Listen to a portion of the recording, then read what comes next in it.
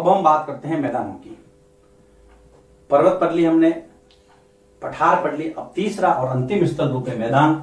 मैदान समतल भाग होता है, कहीं कहीं उबड़ खाबड़ भी होता है। उर्मिल मतलब आगे उधर घुमावदार या उबड़ खाबड़ तरंगित। हम सभी लोग मैदानों में रहते हैं और ज्यादातर जो सुविधा है वो मैदानी भागों में होती है। कैसे होती है इसको हम सिस्टमेटिकली देखने की कोशिश करते हैं। मैदान समतल भूमि के बहुत बड़े भाग हैं। मैदान यह समतल भूमि के बहुत बड़े भाग हैं। ज्यादातर मैदानी भाग आपको नजर आएगा, इसलिए यहां पर बहुत बड़े शब्द इस्तेमाल किया गया। अधिकतर मैदान जो है वो समुद्र तल से औसतन 200 मीटर से अधिक ऊंचे नहीं होते हैं। मैदान एवरेज औसतन समुद्र तल से 200 मीटर से अधिक 200 मीटर से अधिक ऊंचे नहीं होते। समतल होते हैं तो ऊंचाई ज्यादा है नहीं, सीधा जहां तक आपकी नजर जाती है समतल होते हैं। ये मैदान जो है वो समतल हो सकते हैं, उबड़ खाबड़ भी हो सकते हैं, है ना, घुमावदार भी हो सकते हैं। तो मैदान जो है वो समतल मैदान समतल, उर्मिल तथा तरंगित हो सकते हैं या तरंगित होते हैं। तो 3 प्रकार है यहां मैदानों के, तो आपको इनको लिखना है और याद रखना है। अब हम देखते हैं कि मैदानों के अंदर जो बहने वाली नदियां हैं और उनकी जो सहायक नदियां हैं वो लाकर के कुछ ऐसे पदार्थ निक्षेपित करती है, मतलब वहां पर रख देती है, वहां पर जमा कर देती है, जिससे इसका निर्माण होता है। तो मैदानों का निर्माण कैसे होता है, ये प्रश्न आता है। मैदानों का निर्माण कैसे होता है? तो मैदानों का निर्माण नदियों तथा उनकी सहायक नदियों द्वारा लाए गए बालू मतलब कि रेत, बालू के साथ में मिट्टी भी होती है, सिल्ट भी होता है। बालू, पत्थर, सिल्ट, मिट्टी आदि के निक्षेपण मतलब जमा, भंडार आदि के निक्षेपण मतलब जमाव से होता है। प्रश्न आता है मैदानों का निर्माण कैसे होता है? तो मैदानों का निर्माण नदियां और उनकी सहायक नदियों द्वारा लाए गए कुछ विशेष प्रकार के बालू है, सिल्क है, रेत है, मिट्टी है, इनसे होता है। मैदान मानव के रहने के लिए सबसे उपयुक्त माना जाता है। मैदान मानव के निवास हेतु या रहने के लिए निवास हेतु सबसे उपयुक्त जगह है। सबसे उपयुक्त जगह है। क्यों? यह प्रश्न आता है कि मैदानी भागों में जनसंख्या ज्यादा रहती है, क्यों? या फिर मैदानी भाग मानव के निवास स्थान के लिए सबसे उपयुक्त जगह है, क्यों? अब आपके उसका उत्तर, एक तो यहां पर परिवहन, यातायात के साधनों का विकास होता है। तो परिवहन का विकास सबसे पहले, ठीक है, यातायात के साधन आराम से आ जा सकते हैं, उबड़ खाबड़ होता नहीं क्षेत्र, मैदानी क्षेत्र। तो पहाड़ पे चढ़ना होगा तो आप सोचोगे 10 बार, सिंपल चलना है तो कोई दिक्कत नहीं, किसी भी प्रकार का परिवहन वहां पे डेवलप हो सकता है।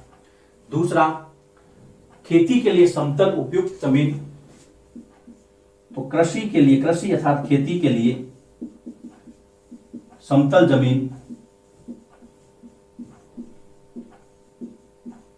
ज्यादा उपयोगी होती है, तो खेती भी आप आराम से कर सकते हैं।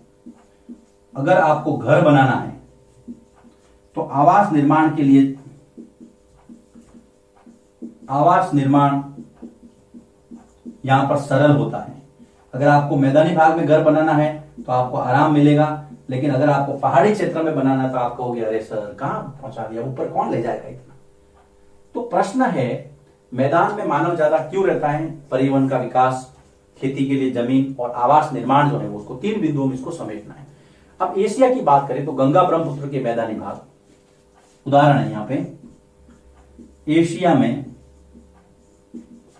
एग्जाम्पल दिए हैं, गंगा ब्रह्मपुत्र के मैदानी भाग, गंगा ब्रह्मपुत्र के मैदानी भाग। दूसरा है आपके एशिया में ही चीन, एशिया में ये भारत की बात है ना, और चीन के अंदर ये भारत, आप थोड़ा इसको देख लेना, एशिया में भारत में गंगा ब्रह्मपुत्र और चीन में यांगसी नदी के मैदान,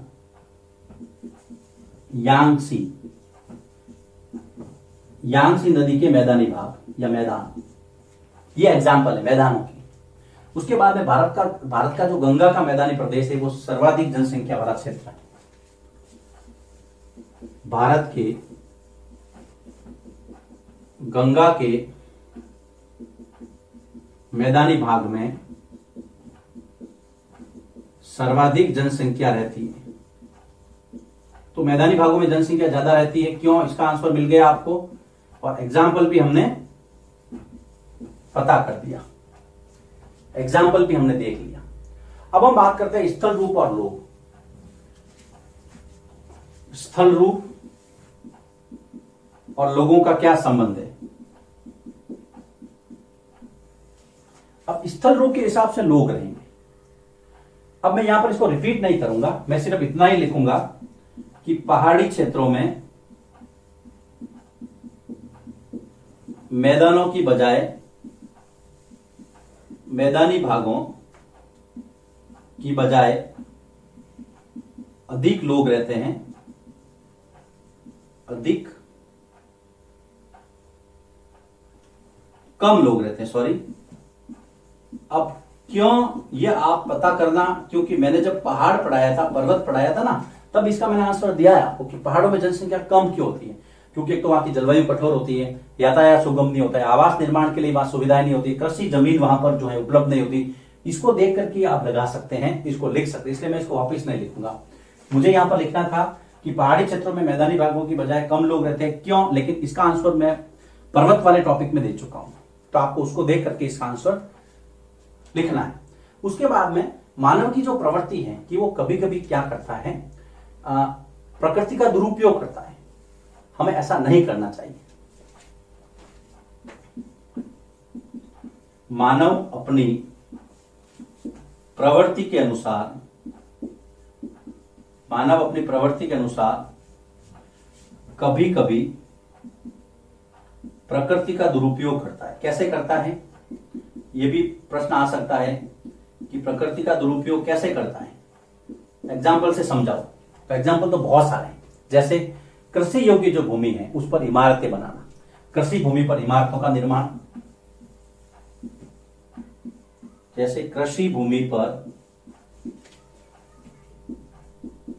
इमारतों का निर्माण। दूसरा,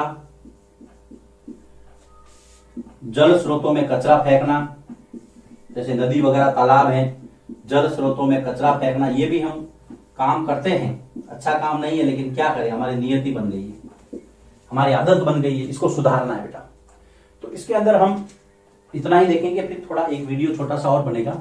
इसके अंदर हमने क्या क्या देखा, मैदान पहला बिंदु, यह समतल भूमि के बहुत बड़े भाग हैं। दूसरा, इनकी जो एवरेज हाइट है वो 200 मीटर है, याद रखना है।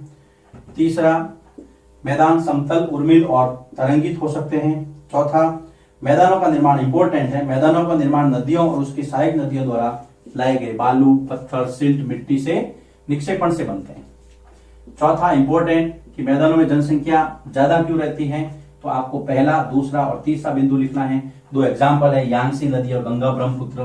फिर हमने देखा कि गंगा के जो मैदानी भाग है वहां पे सबसे ज्यादा जनसंख्या रहती है। इस फैक्ट का आपने पुष्टि कर दी वहां पे, हाँ, इसको सपोर्ट दे दिया। फिर स्थल रूप और लोग में पहला है, पहाड़ी क्षेत्र के अंदर मैदानी भागों की अपेक्षा लोग कम रहते हैं। इसके कारण मैंने पर्वत वाले टॉपिक में लिखे हैं, आप वहां से पता कर सकते हैं। दूसरा, मानव अपनी प्रवृत्ति के अनुसार कभी कभी प्रकृति का दुरुपयोग, प्रकृति का दुरुपयोग है ना, उपयोग तो करते ही हम, यहां पर दुरुपयोग लिखना है, प्रकृति का दुरुपयोग, दुरुपयोग भी करता है जो हमें नहीं करना चाहिए। तो उसके दो एग्जाम्पल दिए हैं कि हमने खेती की भूमि पर इमारतें बना ली, जल स्रोतों का कचरा, जल स्रोतों में हमने कचरा फेंकाए।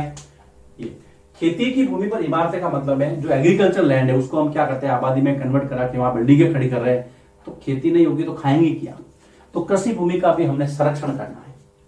लिखिए इसको, इसके बाद में हम अगले वीडियो की तरफ मूव करते हैं जो लास्ट वीडियो बनेगा, नोट कीजिए इसको।